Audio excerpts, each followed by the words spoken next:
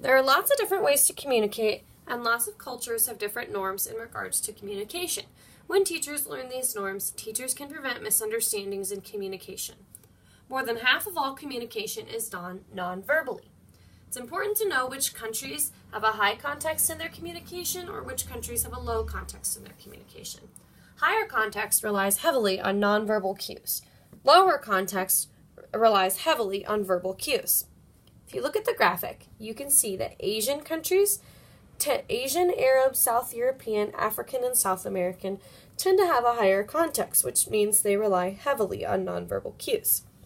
Lower context countries, such as America, tend to rely more on verbal cues.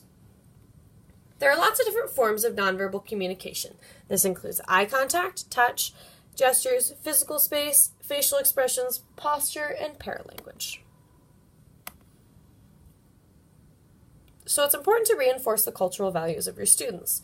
Teachers can reinforce the culture of students by learning the native names of students and pronouncing them correctly, learning commonly used greetings and phrases of the languages that are spoken in your classroom, encourage students to celebrate their heritage, choose activities that reflect student culture. It's important for teachers to provide a safe and welcoming classroom environment. It's important to genuinely praise students for participating. In addition to this, be specific in your praise. Show interest in the personal lives of families and students. You are more than just a teacher. You have a life outside of the classroom. Your students have lives outside of the classroom, and you can build positive relationships by sharing that. Provide predictable daily routines and keep your expectations clear. When you do this, students know what is expected of them and are more likely to follow the expectations if they know what they're supposed to do. It's important to scaffold on student prior knowledge. When you use student prior knowledge in their learning, they are more likely to retain the information. And recognize the assets that each student brings to the classroom. Each student is unique and has their own strengths and weaknesses.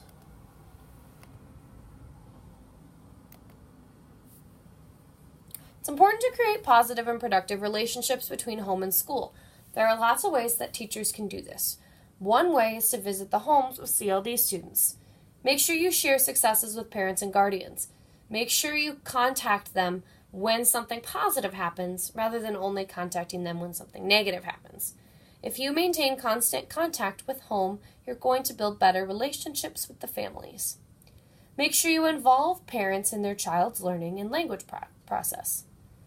Encourage your families to visit your classroom to see what their students are learning. It's important when you group your CLD students to remember that they have assets and celebrate those assets. It's also important for you to model to appropriate accommodations for CLD students to other teachers in your building. It's important to dispel myths about these CLD students through research, experience, collaboration, and professional practice. Make sure that you remember that students need to be working in heterogeneous groups. A heterogeneous group is a group that includes all kinds of different students, while a homogeneous group would be a group including students who are the same. The more you allow students to work with students that aren't like them, the more they'll learn. It's also important to remember that fair isn't equal, and equal isn't always fair.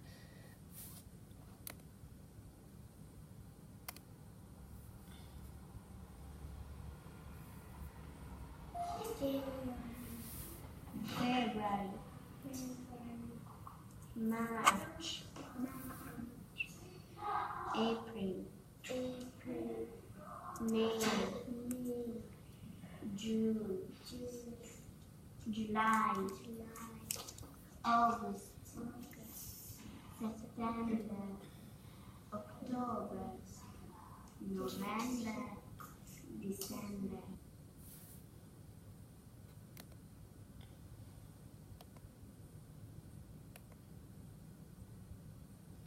It's important when you think about collaboration to think about a lot of different things. Your students need to collaborate in groups all the time so they can learn from the native English speakers as well as from each other. When students work as a team, they are more likely to grow from it, and make sure you have authentic activities for them to work in a team. Make sure you smile and speak with coworkers.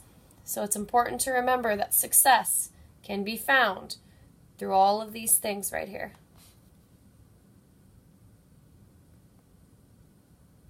And a smile is universal. Every language knows what a smile is, and so when you smile, they know what you're saying. It's a nonverbal cue.